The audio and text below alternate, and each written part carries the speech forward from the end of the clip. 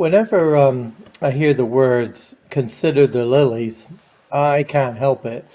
My mind always goes back to that movie, The Life of Brian. I don't know if you're familiar with it.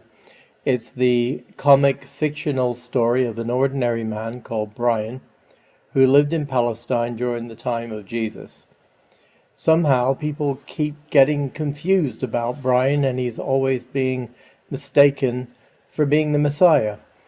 And in this particular scene, Brian is among a crowd of people, including Brian himself, Elsie, Eddie, Frank, and Arthur, who are demanding that Brian come up with some wise teaching for them on short notice.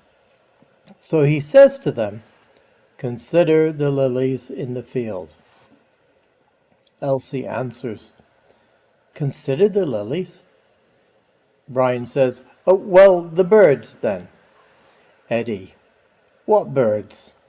Brian, "Any birds." Eddie, "Why?" Brian, "Well, have they got jobs?" Arthur says, "Who?" Brian, the birds." Eddie says, "Have the birds got jobs?" Then Frank says, "What's the matter with him?" Arthur, he says the birds are scrounging. Brian, no. The point is the birds. They do all right, don't they?" Frank, "Well, good luck to them." Eddie, "Yeah, they're pretty." Brian, "Okay, and you're much more important than they are, right? So what are you worrying about? There you are, see?" Eddie, "I'm worrying about what you've got against birds." Brian, "Haven't got anything against the birds." "All right, consider the lilies then." Arthur, now he's having a go at the flowers. I was reading a blog post by a guy called Glenn, didn't get his last name, on this Bible passage, and he was talking about this Life of Brian text. And he says that the reason that so much of the Life of Brian works is that Jesus' teachings are already saturated with comedy.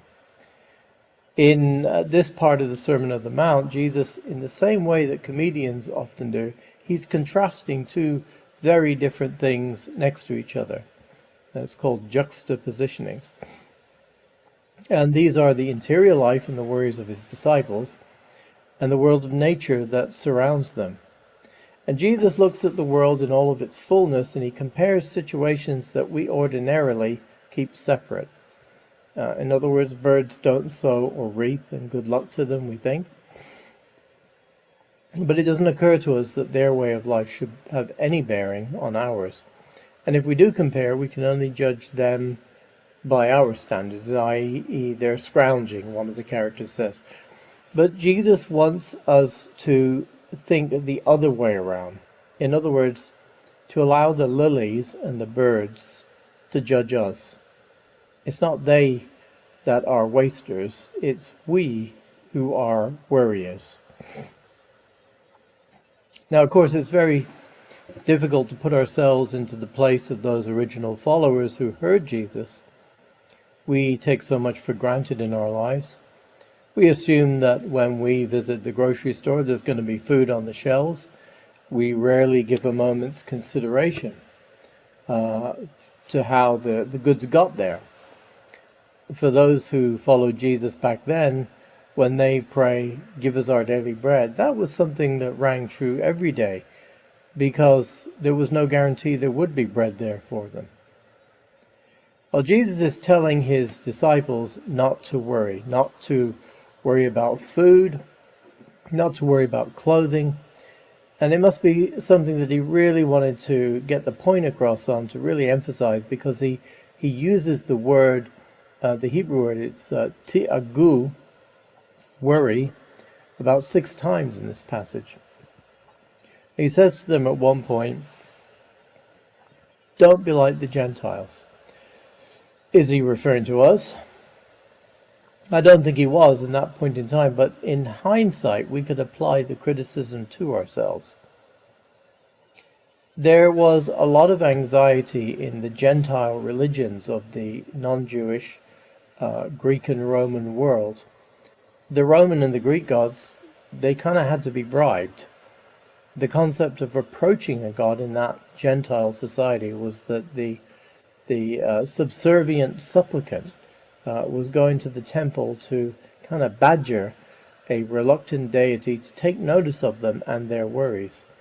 And Jesus is saying to his followers, look, our God's not like that. Our God already knows your needs. You don't need to try and bribe God. You just need to trust. Well, as Gentiles, of course, we worship the same God as those disciples, but because of our tendency to worry, we often act as if God is one of those Greek or Roman deities. It's much more difficult to relate this passage to a modern context where people typically have a 9-to-5 job and a mortgage. The concern for tomorrow is actually built right into our commercial and economic infrastructure or structures. We're bombarded by information and advertising, for example, that triggers our tendency to worry. One ad, for example, opens on a mom and her 2 kids driving in a thunderstorm. It's dark and it's raining and she can hardly see the road. She's trying to concentrate, but the kids are loud and distracting. Something flashes across the screen. She slams on the brake. The car swerves and nearly goes off the road, but at the last second, she's able to steer it back to safety. Now, this could be a scene in a commercial for a tire company, for example, whose goal is to promote safe, durable tires that are capable of preventing fatal accidents, but it could be argued that it's designed to make you worry, so you'll spend more money on your vehicle. Or consider when you buy today a piece of technology, an iPad or an iPhone or a laptop, you can remove the worry of what might happen if you drop and break it by paying more money for a guarantee so that when it is broken it will be automatically replaced at no cost to yourself. Well, you are paying for it, but not at the time. As Todd Van Slyke, an advertising instructor at the Illinois Institute of Art, states, appeals to fear strike a nerve with people who have doubts about things. They play on our inherent fears of the unknown, or that something might kill us. And that's why scare tactics are so effective, he writes.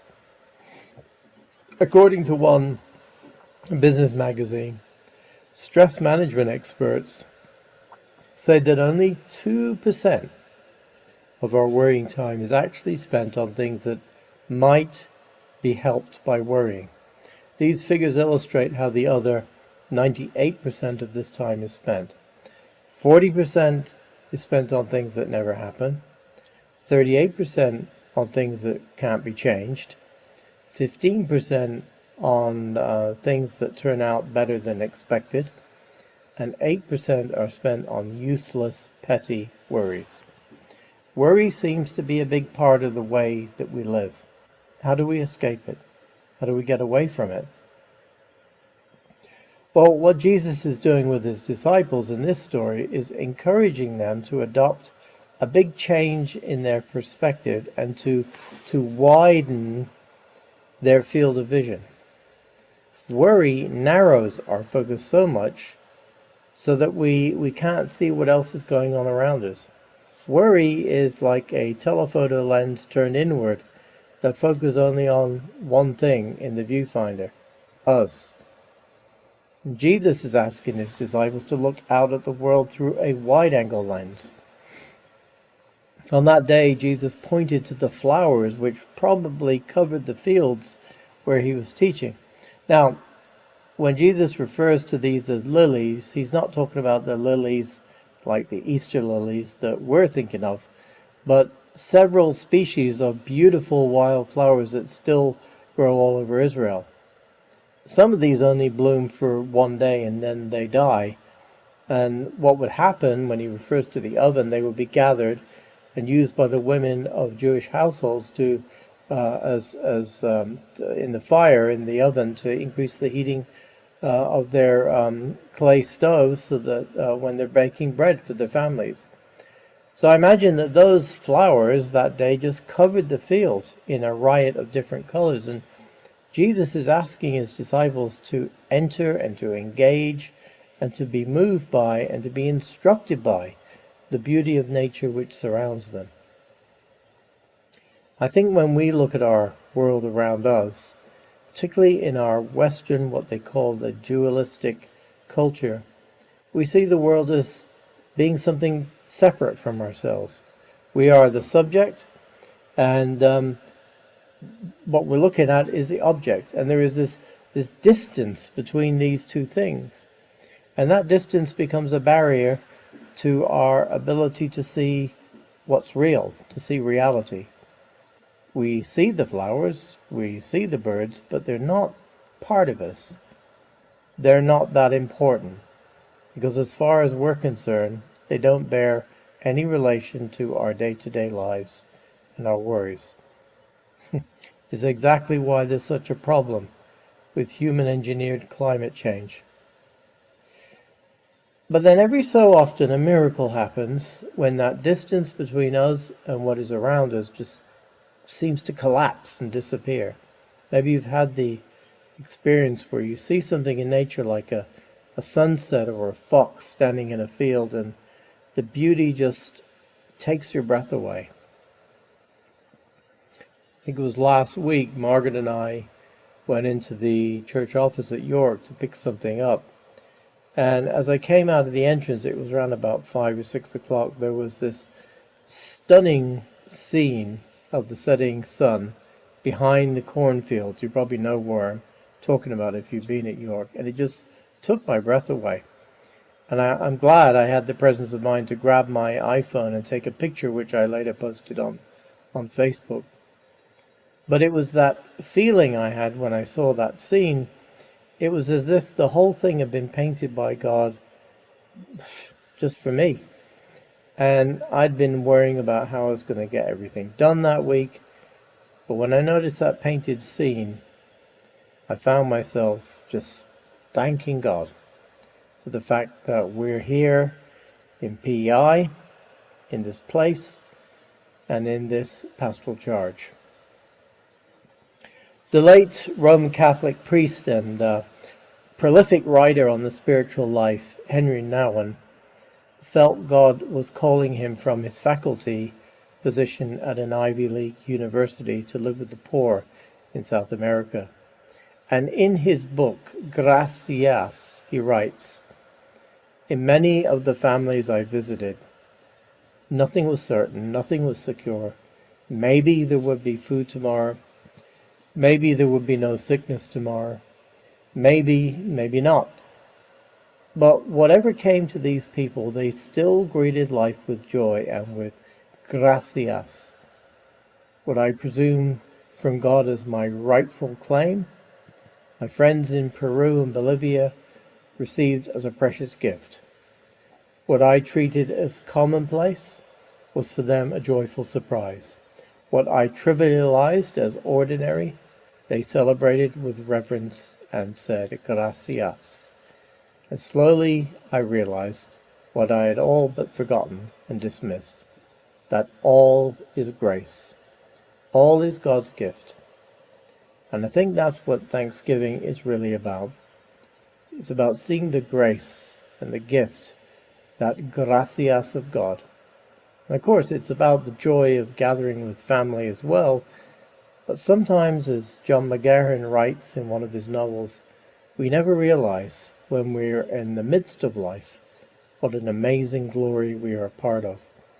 And so I wish you a happy Thanksgiving, but I would also encourage us to use this time as we prepare to enter the season of Advent to widen our perspective and to see and discover the hidden blessings which surround us. Amen.